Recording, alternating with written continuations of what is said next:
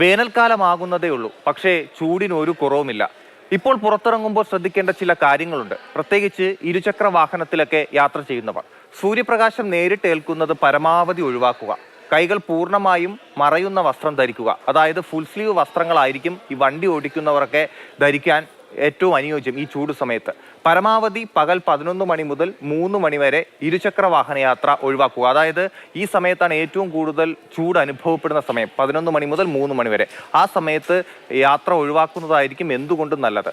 മുഖം മറയ്ക്കുന്ന ഹെൽമറ്റും മാസ്കും ധരിക്കണം. അതായത് മിക്കപ്പോഴും നമ്മൾ ഹെൽമറ്റ് ധരിക്കാറുണ്ട് ഇരുചക്ര വാഹനം ഓടിക്കും. അപ്പോൾ പരമാവധി മുഖം പൂർണ്ണമായും മറയ്ക്കുന്ന ഹെൽമറ്റ് ധരിക്കുന്നത് നല്ലത്. അതോടൊപ്പം തന്നെ മാസ്ക് കൂടി ധരിച്ചാൽ അത് കൂടുതൽ സഹായകരമാവും. യാത്രയ്ക്ക് മുൻപും ശേഷവും ധാരാളം വെള്ളം കുടിക്കുക. ഒരുപക്ഷെ വെള്ളം ദാഹിച്ചില്ല എങ്കിൽ കൂടിയും പരമാവധി വെള്ളം കുടിക്കണമെന്നാണ് ദുരന്ത നിവാരണ അതോറിറ്റി അടക്കമുള്ളവർ നൽകിയിരിക്കുന്ന നിർദ്ദേശം.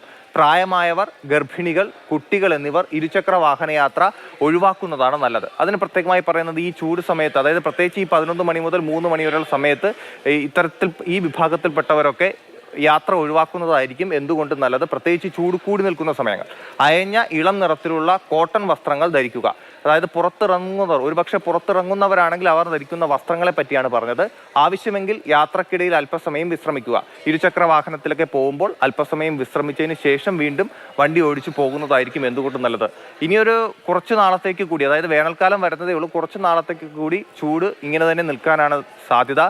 താപനില നമ്മൾ ഡിഗ്രി സെൽഷ്യസിലൊക്കെ പറയുമ്പോഴും ചൂടിൻ്റെ കാഠിന്യം എന്ന് പറയുന്നത് അതിനേക്കാൾ കൂടുതലായിരിക്കും. അതുകൊണ്ട് നമ്മൾ ഒരു 2 മാസം ജാഗ്രത പുലർത്തി തന്നെ പോകുന്നതാണ് നല്ലത്.